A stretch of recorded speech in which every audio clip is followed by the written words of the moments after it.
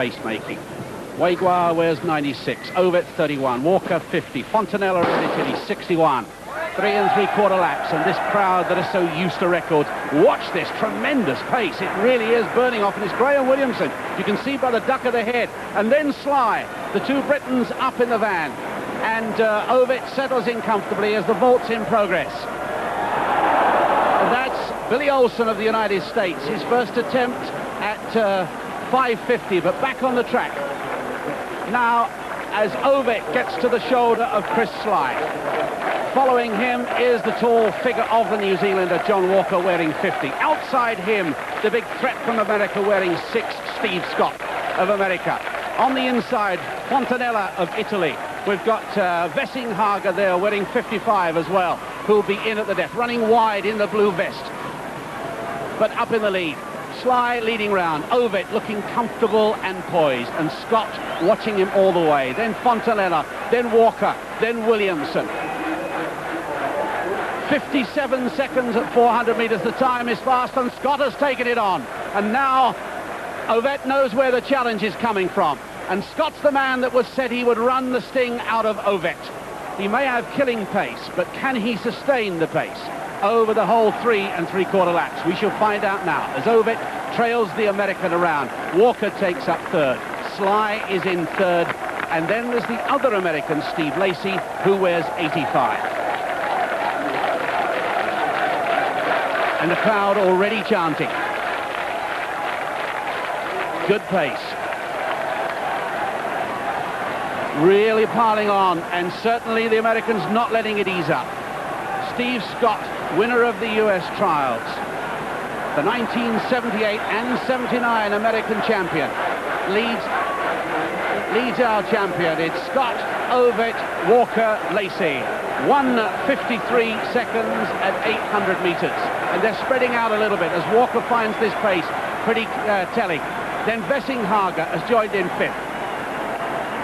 Still the American, and still Ovet looking good, just 2 yards back, but poised beautifully. And this tremendous crowd from Bislett that are so used to records, lifting them as they come around to the bell. Well, you can't complain about Scott. He's thrown down the challenge, and there's no better or bigger challenge than that. And it's fast at the bell. 2:36 at the bell. That means that 56 seconds could come on to terms with Coe's world record. This is remarkable because it's a great race as well as a record run. And still Scott leads. Ovet pulls out. Walker's in his trail. Coming up fast, the West German Dr. Vesinghager overtakes the Olympic champion. He's on Ovet's shoulder now. Ovet moves out and moves away. And the Americans lost for speed. And Vesinghager goes after him. And if he keeps this pace up, then the 3:32.1 of Sebastian Coe is not safe. Look at that. 5 yards has opened up. The crowd going wild. Ovet looks over his shoulder. Unconscious of the time. Conscious of winning. The racer that he is. Ovet relaxed, Ovet full of running, Ovet his nonchalant way to the crowd, and Walker and Vesinghager having a battle for second place.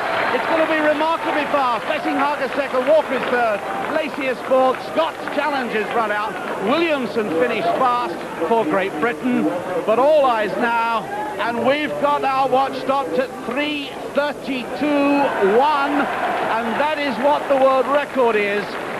And this was the run at the bell. It's an enormous margin, really. John Walker back to something like his Olympic best. Vesinghager running for the line and just getting him there. Steve Lacey, who wears 85, the 1980 US champion, gets 4th place there. And look at Scott failing on the line, and that's a tremendous run in. And the time they're waiting for, we've still 3:32.1, which equals Coe's world record, and I think he's just heard that. The remarkable Ovet, who along with Coe heralds the greatest period in British athletic history for 50 years, has equaled Coe's world record. 3:32.1, electric timing 3:32.09,